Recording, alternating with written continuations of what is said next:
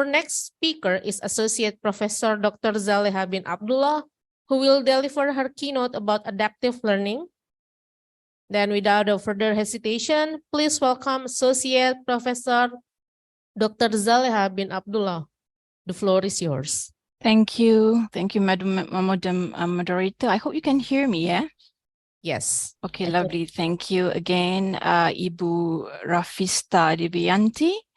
I extend my warm greetings and Assalamualaikum warahmatullahi wabarakatuh to the respected Rector of University Lampung, the Chair of 5th iCOPE, and the committee that has been working hard, I see, our honorable guests, distinguished participants, and all the ladies and gentlemen gathered here today. I'm pleased to share my presentation, which I have titled Adaptive Learning, Unleashing the Power of Artificial Intelligence. While there may be some overlap with what Dr. Katrina has presented, but I do hope you will find valuable insight from this presentation. And again, let me just share first here my slide presentation.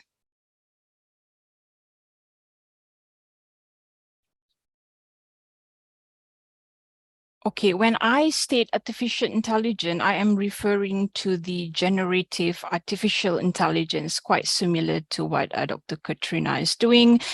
Since you have already given the definition and all, I shall not touch on that anymore. And we will look into the general field first, yeah?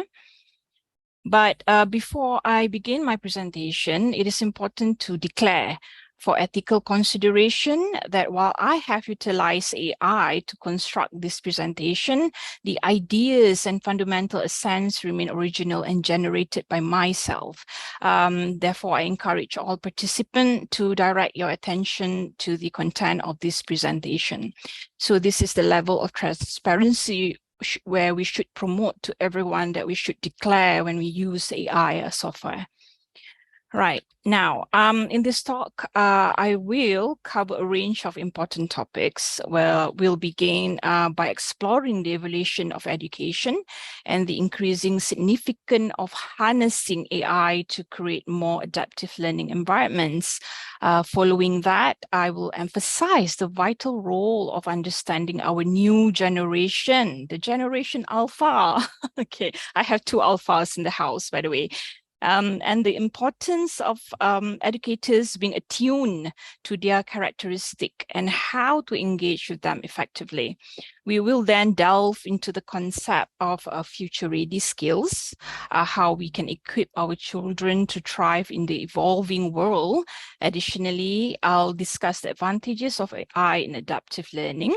The obstacle challenges, I think Dr. Katrina has touched on this as well, it's quite similar, yeah. And the strategies and best practices to overcome these challenges. Lastly, we'll explore beyond AI, what lies ahead in the field of education and technology. So these are the key areas we'll be exploring in today's presentation. Right, the integration of AI has sparked actually both agreement and disagreement in many fields, right, including education. From my perspective as an educational technologist, I firmly believe that embracing AI is not merely an option, but a necessity for progress. So that's my argument, especially when it comes to creating more adaptive learning environment.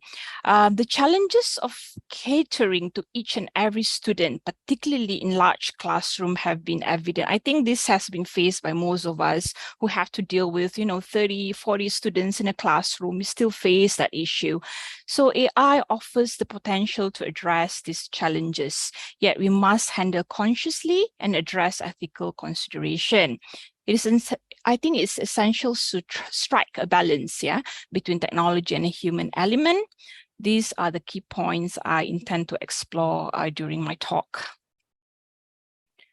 Let's have a look at the generation Alpha. Okay, why I find it as necessity to embrace AI is because we are dealing with this generation. Based on the statistical report, they are or they were 7.6 million alphas in Malaysia, in 2022 last year. And we're expected that 2 billion of them by 2025 globally. They are our future, and they are exposing to AI faster than we think. They're born with all these gadgets. Thanks to the positive influence of AI, Generation Alpha has the potential now to be the most emotionally engaged, creative, and purposeful generation. But of course, they need still our guidance. So as you can see there are research showing that these are the generation with shorter attention spans, and they require more frequent feedback. They need prompt feedback from teachers. And there are certain study shows that, this generation spend excessive screen time, no doubts, right? And therefore, this has caused attention deficit, some depression, bipolar disorder, and so forth, which has been proven by the studies by Barron in 2015. So as a teacher, when we are dealing with this generation, they won't take what you say fully. They will be comparing what you teach and you state to them with Google, Siri, Alexa, okay, all this.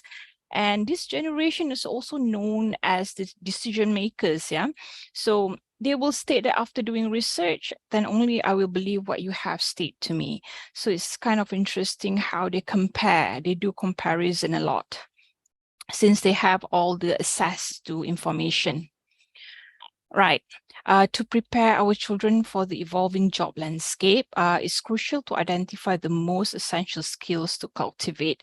So according to the World Economic Forum, as you can see on the screen, these are the top 10 skills for the future. Leveraging AI-powered education can be a valuable tool in helping students acquire these vital skills to thrive in the digital era. So analytical thinking, complex problem solving, these are all important skills. Yet when we have to deal with numbers of students in a classroom, it's pretty difficult for us to assist each and every one of them, and it's pretty difficult for us to focus and giving full commitment in developing their critical thinking, okay, for example. So with AI, I believe, this is possible as teacher can focus on developing the high-end demands like critical thinking and so forth, rather than just focusing on delivering basic information and do clerical works. Right. Preparing students, okay, for tomorrow requires dedicated educators, as I stated just now. So AI enables teachers to focus on complex tasks. While AI can replicate human qualities like communication, emotional connection, creativity, and inspiration, it should be embraced to enhance learning rather than fearing job replacement. I think a lot of people argue that, one day robots, machine will be replacing teacher, but I disagree with this. Okay, I'll share with you why. Okay. So in a way, let's consider AI a solution to reduce our burnout, our issues with, dealing with clerical work, right? So we can focus on more important tasks. Okay. Now, I think the benefit also has been highlighted by Dr. Katrina just now. So there's a lot of benefit, and we can agree that, with AI, we get to perform personalized learning and offer personalized learning experience to our students. We can make learning more adapting by, improving their learning with mastery materials. Okay, and with all the data driven, we get to do better decision in getting to know them better and suits our teaching strategy to their needs, and many more, as you can see there. However, okay, despite of its many advantages, AI, and to be specific just now, generative AI such as ChatGPT has faced significant criticism. Many have raised concern, especially related to issue like plagiarism. We all are aware of this, okay? And ethics within the academic world, as highlighted in these headlines, as you can see. Undoubtedly, that's the primary concern, and many other issues as well. So these concerns include the exposure and excessive amount of personal information, not just plagiarism, yeah. So the use of tracking system, gathered detailed data, which in turn pose a threat to students' privacy, undermines the autonomy of both students and teachers. So limiting their ability to govern their own lives. So in a way, it affected the privacy of individuals. And in dealing with all these issues, if you look at the UNESCO guidelines, they already come up with some of the best practices and strategies. So how can we address the challenges? As a start, we need to look into educating our students. Okay, that's the most important point. Like just now, Dr. Katrina said, there's a stigma of competency, before we start doing AI, we should educate them properly, the purpose and how we're going to use AI within the learning progress. So it's important to do that first. Without that early explanation, they will somehow tend to have different views on the use of AI. Right. And so utilizing plagiarism detection tools, for example, we have Turnitin, but still there's limitation. Turnitin cannot identify AI fully, right? But this should be an ongoing progress, right? We have to also, like I said again, finally, promote, originality, promote assessment quality instead of giving exams, multiple choices exam. We shouldn't be doing that anymore. There should be more quality assessment that measure creativity and critical thinking.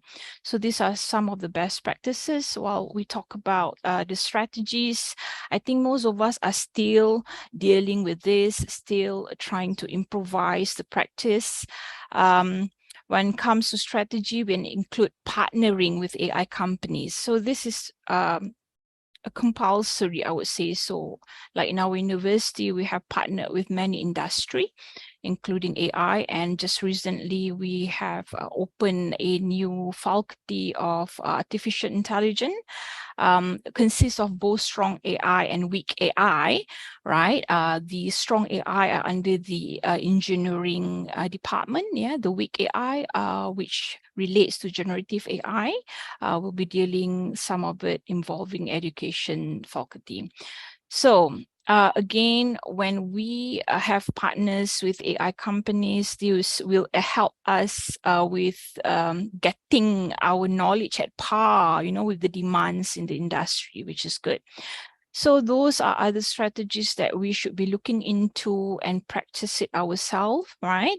And other than providing training and resources to our educators, that very important, establish a code of ethics. This is has to do again with the policies and all, guidelines which you need to establish.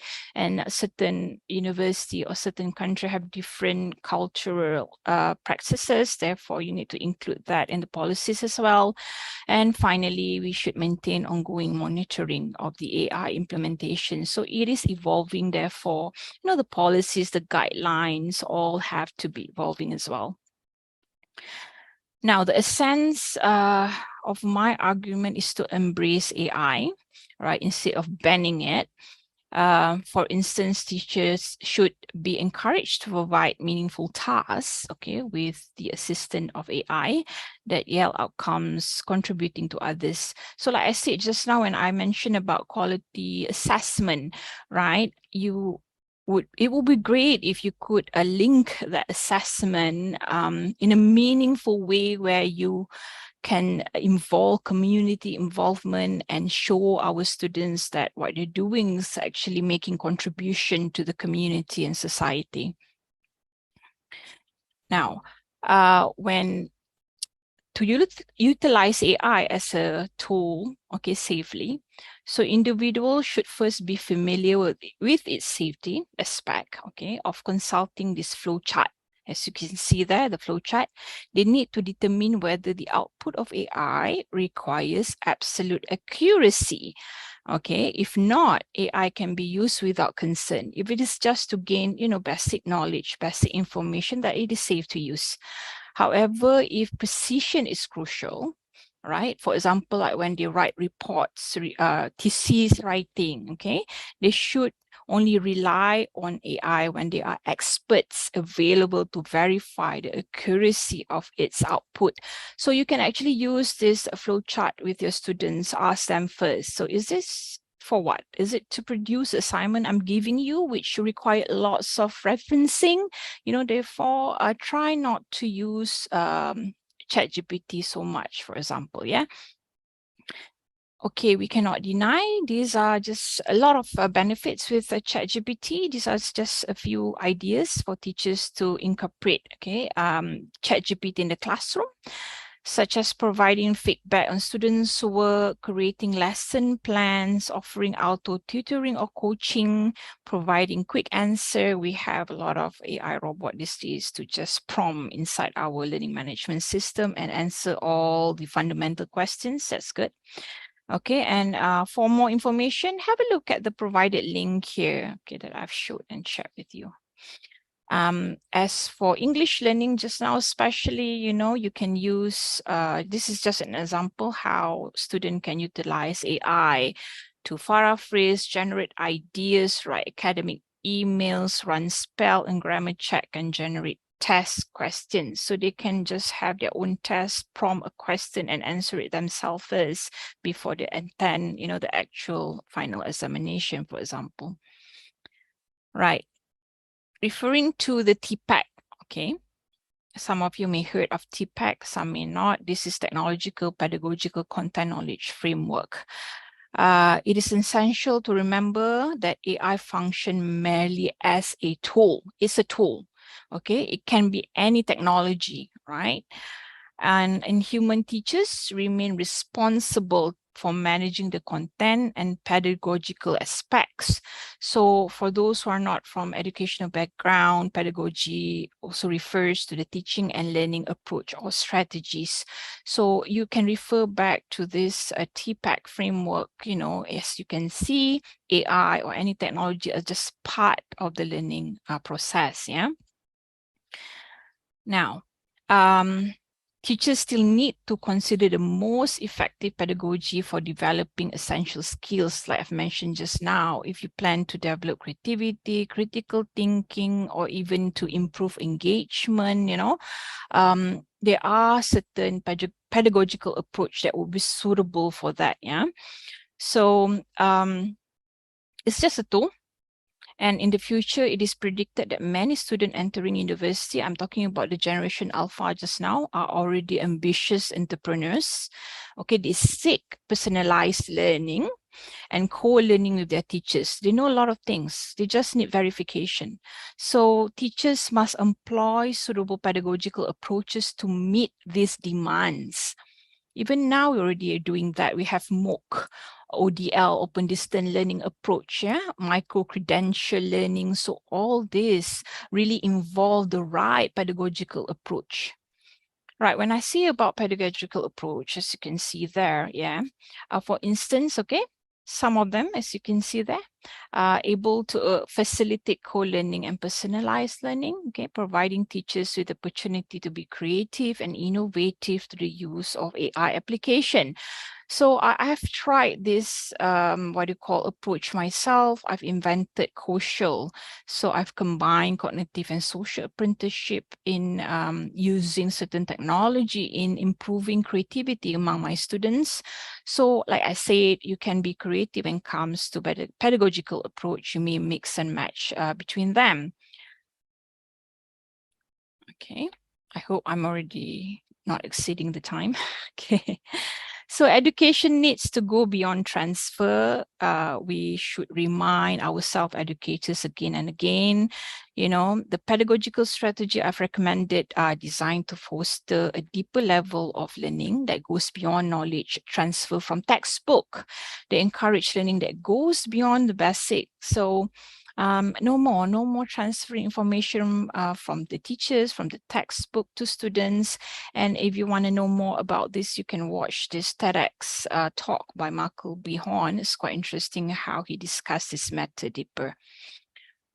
Right. By integrating those pedagogical strategies with AI application, we can foster more active learning, okay, enabling students to cultivate critical analysis and practical skills development. So teachers get to go beyond transferring basic information. So while, you know, teaching and using certain pedagogy, you can use all these apps. Even Dr. Katrina just now has introduced some of other applications that will be suitable. Okay. Again, when it comes to assessment, by harnessing the power AI and embracing innovative pedagogical strategies like experiential learning. Okay, I think in Indonesia, there's a lot of experiential learning and service learning where KKN is there, who you actually encouraging students to solve real and hard problems. This is good. Okay. But with the, what you call, tools like AI, you can do it via online, okay, as well, yeah, right. Furthermore, with the deep understanding, so we're talking about 21st century pedagogical strategies that create a safe environment. It's very important to create this safe environment, okay, while you give your student to experiment, learn from failures. This is very important, and be persevere. This is crucial because learning from failures encourages students to see setback as opportunities for growth and innovation rather than as obstacles. So we are providing the safe space for them, and like in especially mental health studies, you know, they have found that AI-powered education helps with mental issues, help with anxiety. Dr. Katrina also touched on this just now. That's true. So it's very important to provide that safe space and AI able to assist student in doing so.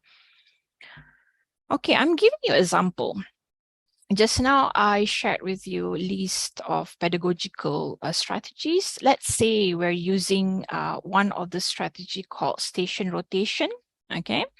So in this setup, students are grouped into teams, each assigned to different station. As you can see there, the station A, B, C, right? And at one station, they collect research data using ChatGPT and Perplexity.ai. It can be any other application, okay? At another station, they create presentation using Pictory. Here's an image generated of slide presentation AI software.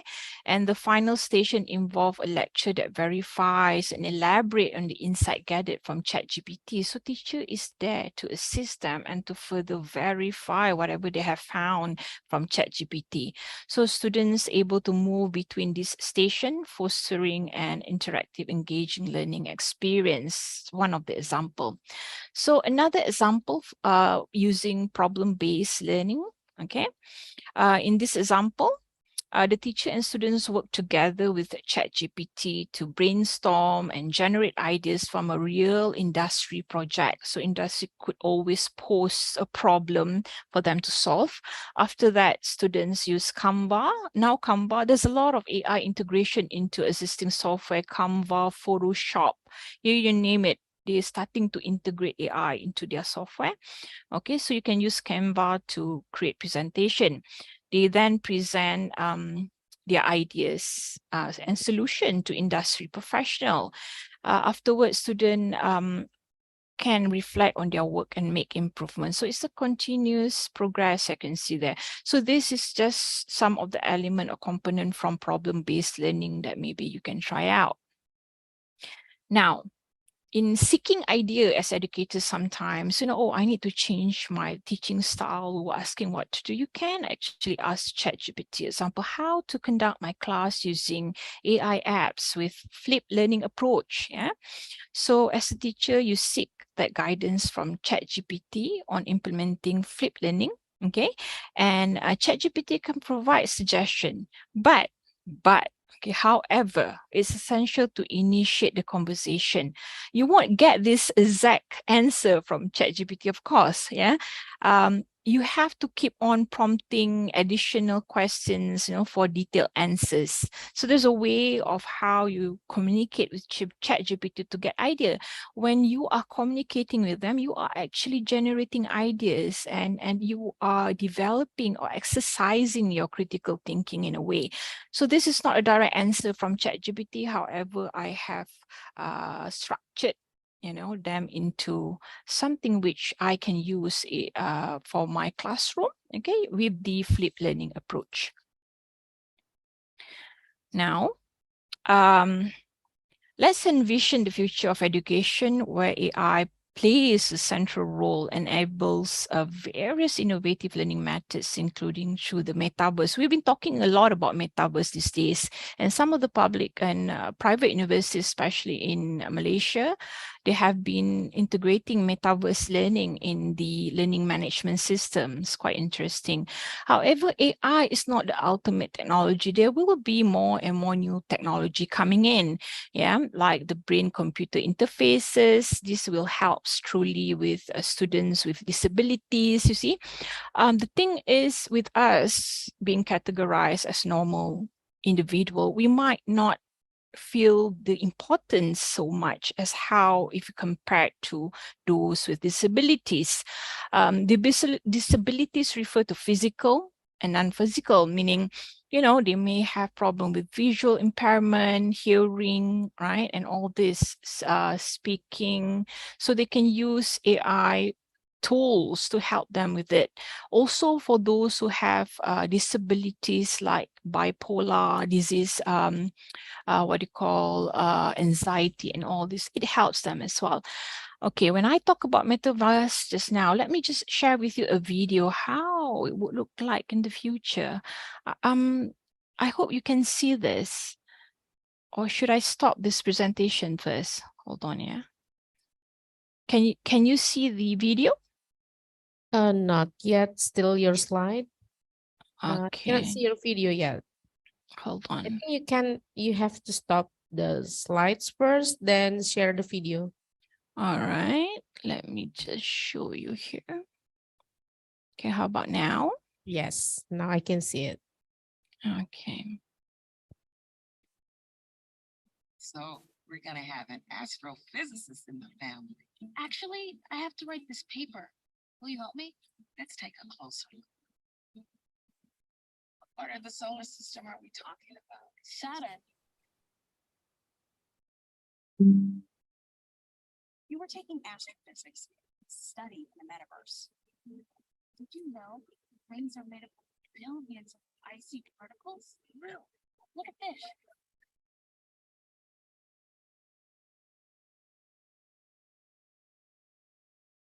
Ready to do that paper now, right? Yeah.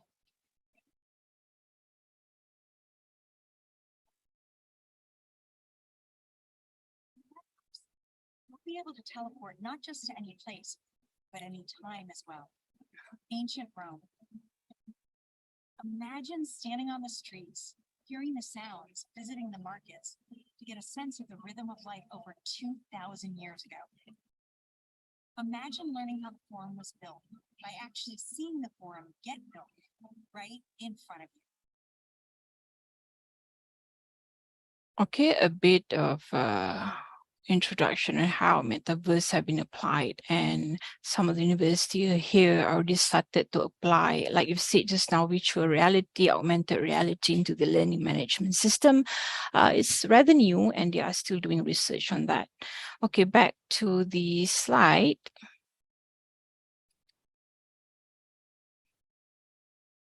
Okay, so the future of education is truly limitless. We don't know yet what sort of technology coming in after this. But no matter how advanced technology gets, it's essential to remember that it can never fully replace a human touch.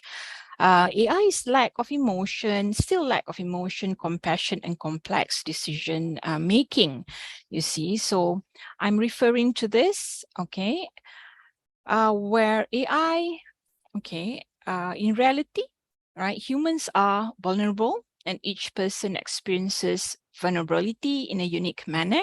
Machine lack the capability to identify this personal vulnerability. Therefore, whether we like it or not, in order to humanize digital learning, we must still prioritize trust, presence, awareness, and empathy. So this is still in need, and machine are not being able to do that yet. Yeah. So for the exploration, you can delve into the concept of humanized higher education, where the head, hands, and heart remain significant. So the three essential components that distinguish us as human. So when I talk about head, AI does not have the ability to make a judgment based on empathy and context. When it comes to hands, robots still lacking of sensory and tactile abilities of human hands, while as heart, AI can't form emotional connection, feel empathy, or provide emotional supports in the human ways. So you can refer to this. Some studies has expanded this framework where they integrate spiritual, importance in the heart section. So in conclusion, while AI can enhance adaptive learning, it's essential to remember that they cannot replace human educators. Their effective use depends on a foundation of best practices and strategies, and also appropriate pedagogical approach. This should summarize, what I have presented just now. With that, I thank you for your time. If you need to get in touch with me, those are my information. And while we open for Q&A section after this, perhaps some of you could kindly answer the survey about readiness of embracing AI, because I did this study and I found there are still few educators who disagree with implementing or integrating AI into their teaching and learning. Some of the factors was to do with being afraid of becoming relying on AI, and affect their critical thinking skills. Thank you. Okay, thank you so much, Dr. Zaleha, for your great presentation. Your ideas strongly connect to us as educators, teachers, and also the lecturers. This gives me idea how to teach my students using ChatGPT, since I've never done this before. Hopefully later on I can use this. So thank you once again for the enlightening session. Thank you for We're going to listening. move on to the next session, that is question and answer session. To all the participants, both online and offline, if you have question to the keynote speakers, please you can share your question on the chat box. I can see that there are some question on the chat box. I can read it for both of you. And also there is one question from the offline participant. I think I'm going to read the first question from the online, from the chat box. Okay, there are three questions. I'm going to read it one by one. And I think all of the question for both of you. So we want to hear from both of your perspective. So the first question is how to assure people that ChatGPT or other similar artificial intelligence-based application do not bring more harm than good. So that is the first question. So do you want to answer one by one first, or I need to read all of them together? Then you answer the question. So which one do you prefer? Yeah, let's do one by one, I guess. Probably. Okay, one by one then. Yeah. So the first question is how to assure people that ChatGPT or other similar artificial intelligence-based application do not bring more harm than good. So I think Dr. Katrina Tor, you can be the first to answer, then Dr. Zaleha. Thank you. That's a very good question. I like how audience starts thinking about ethics and like behaviors and actions and words that people do and say once we have this amazing technology here. And I think obviously there are no simple answers to these questions at this stage. But I think that in relation to this question, we need to educate people. We need to educate people. We need to talk about what we now call AI literacy, so that people understand what it is, how it works, and what implications it has for people, what implications it has for societies and communities. So it's a useful tool, but as you say, yes, it can be used also in many inappropriate ways. And I remember an example when ChatGPT just emerged. My child, who is 17, he showed me technologies like, have you seen this? And I said, what's this? And he said, that's new technology. It's kind of, like Google, but much, much better than Google because it gives you an answer straight away. And I say, and what kind of questions can you ask? And I said, you can ask any question. And I say, oh, how about we ask a question, like something about theory I was interested in, and it provided an answer. And then I said, and then he said, but it's interesting that, you can also ask questions which are not appropriate questions, like, about drugs and about violence and about other stuff. And it said, and he said, and you could still get an answer. And I was shocked, and it was January 2023. And I said, like, oh, really? And we tried a few examples. I'm not going to tell you examples now, but they're kind of, like really strange examples. And like, you could get an answer to those questions in January. And I said, wow, that's an interesting thing, because I wonder where it would lead many people to, right?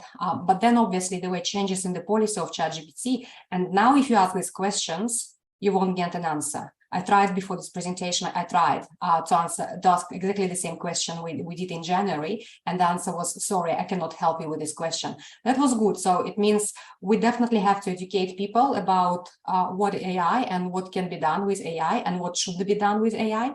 But we also have to think about policies. Policies at a higher level and regulations associated with this, and some stuff and some work has been done already in this place. So it's good to see those developments. But I believe there's obviously more space for improvement, more room for improvement. Okay, thank you, Dr. Katsina, for the answer.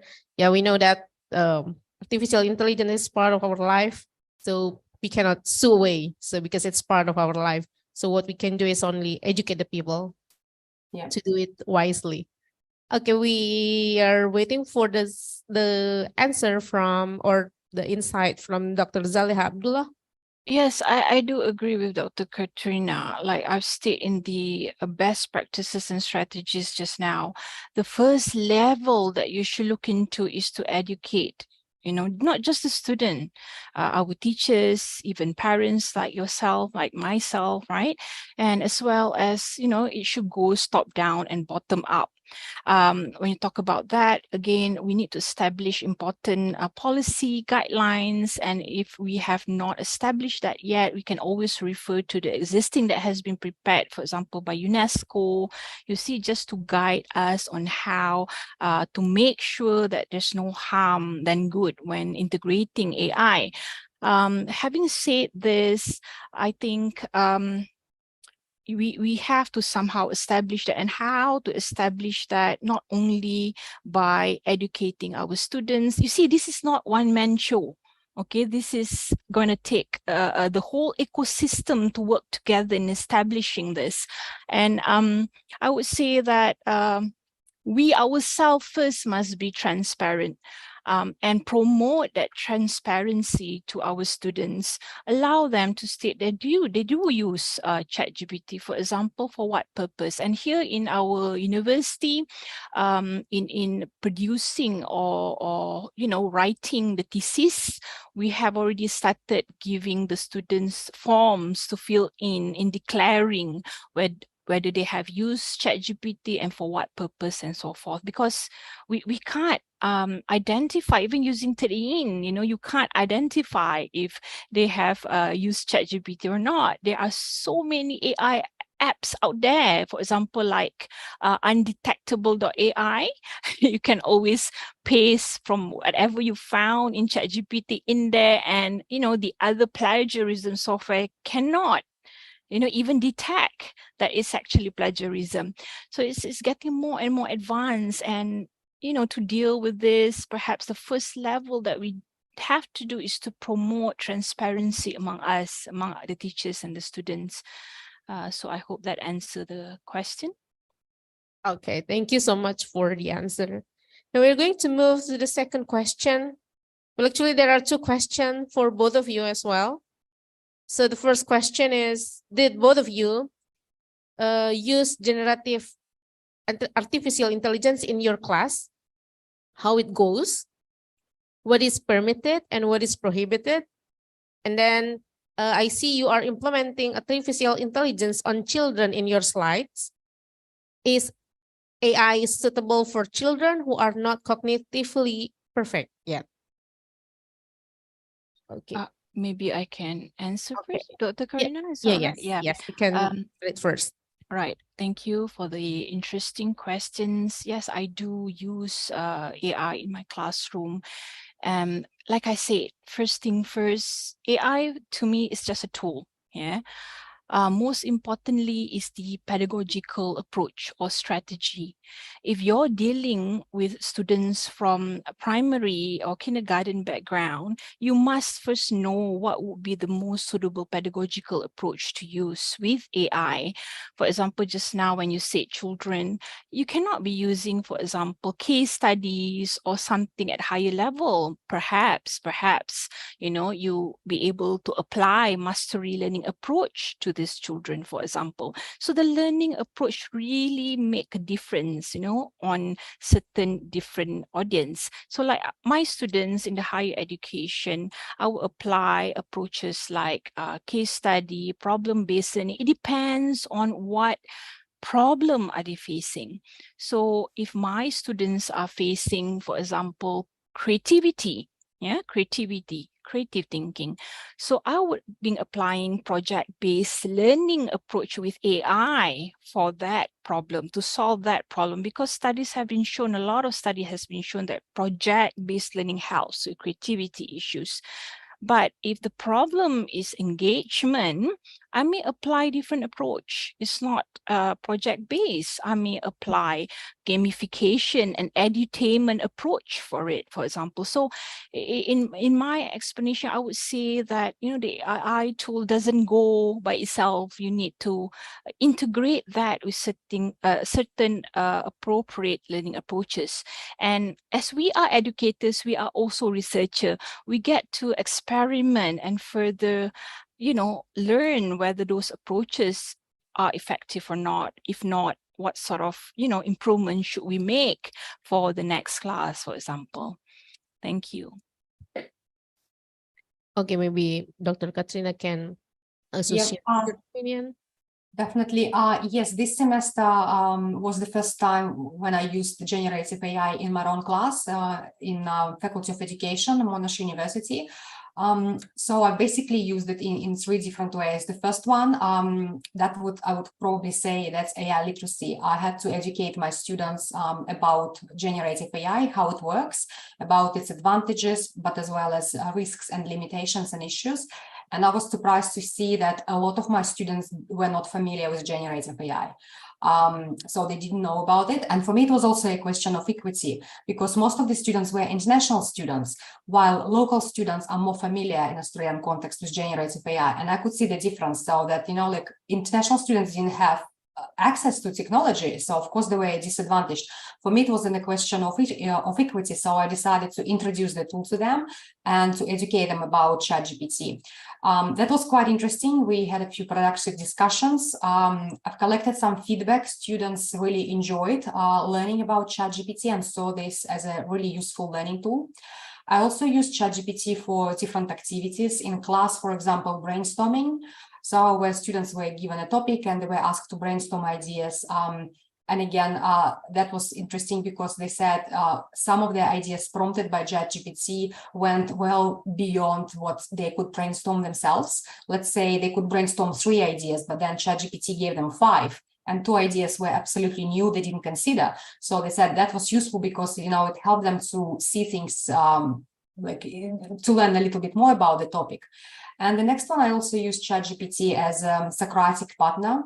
So, you know, if you're familiar with Socratic dialogue as an approach to critical thinking, so I've used this idea with ChatGPT when we talk about critical thinking. Students were allowed or encouraged, I would need to say, to go to ChatGPT and engage in a Socratic dialogue with ChatGPT when they exchange arguments and they challenge and question each other arguments. So it became a dialogue which encouraged them to think critically and then put their response, ChatGPT replies something back, and then again, they have to come up with idea and put back to ChatGPT. That was Socratic dialogue that was quite effective as well. So these were three ways in which I experimented, and it was pretty successful, I need to say. We also have a policy, a recently developed policy in assessment in terms of the use of ChatGPT. Initially, it was prohibited, but now we have more relaxed policy and we give students options. So in some units, ChatGPT is not allowed to be used in assessments. In some, they have to acknowledge the use, saying at the end of the assignment how they use ChatGPT and provide prompts which they've used and what they did with these prompts. So they can, you know, use, but again, it depends on a particular lecturer, how they see it fit their specific units.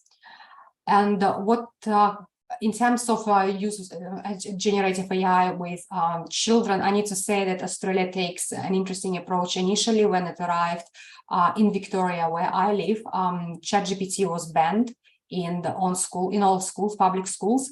Private schools created policies and allowed children to use ChatGPT.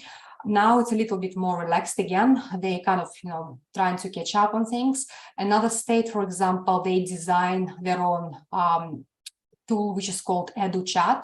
So it's artificial intelligence similar to ChatGPT, but it's specifically designed for school children. So they're designing some companies and they're piloting at the moment if this EduChat application is suitable for younger children. And of course, ChatGPT has age restriction, 13 years old, and it means if teachers want to use it, they have to get parental permission to use ChatGPT. And again, here depends on a particular school or a particular context in which teachers want to use it. But I think, yes, ChatGPT is suitable. And as Zaliha said, it's all about the learning aim, pedagogical approach.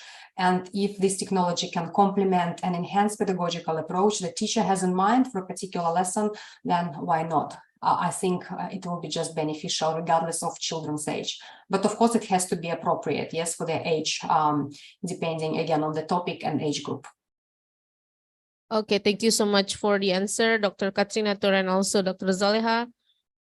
We have the last question because the time is already almost up. So I think this is gonna be our last question.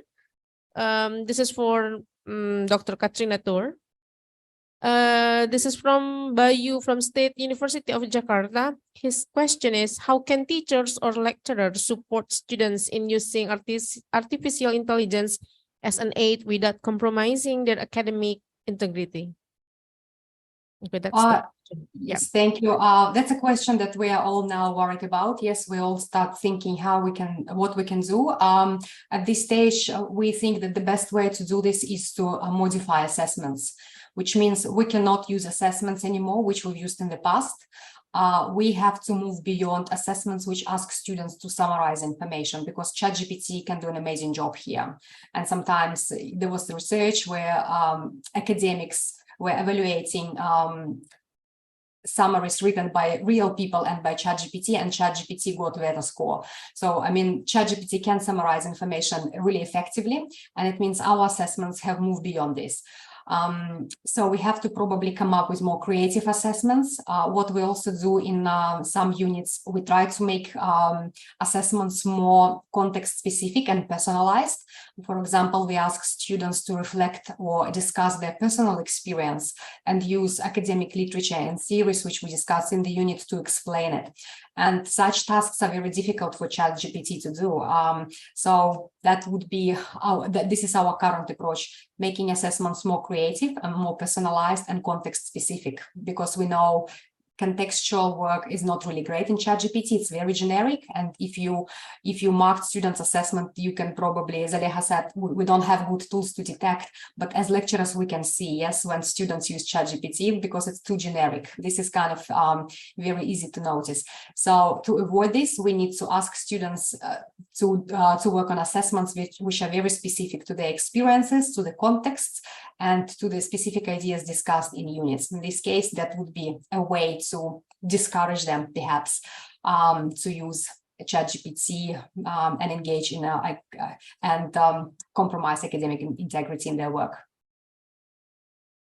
Well, Okay, thank you if so I may much. add a bit, Yeah, okay. yes, correct. The creative quality assessment, this require plenty of trainings, even among our educators. You know, it's not easy to produce such quality assessment, and we have somehow to move towards that. I do agree with you. Other than that, also, we need to set clear ethical boundaries and to make sure the students are following that, guidelines and so forth. So that's another thing that we should do as well. If we do not have, perhaps we should start from there. Thank you. Yes, absolutely. Thank you so much for both of you for the excellent answer. Yeah, assessment is the key. Okay, I hope all of you, all the participants, found this discussion to be engaging and also enlightening, as our keynote have broad, diverse perspective and also comprehensive analysis that have certainly enriched our understanding of artificial intelligence.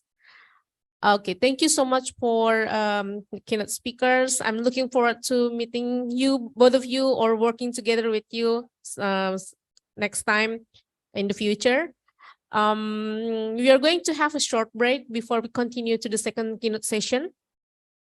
All the participants, please remain in the meeting room as we transition into the second session, which will be led by my colleague, Dr. Budi Kadaryanto, MA.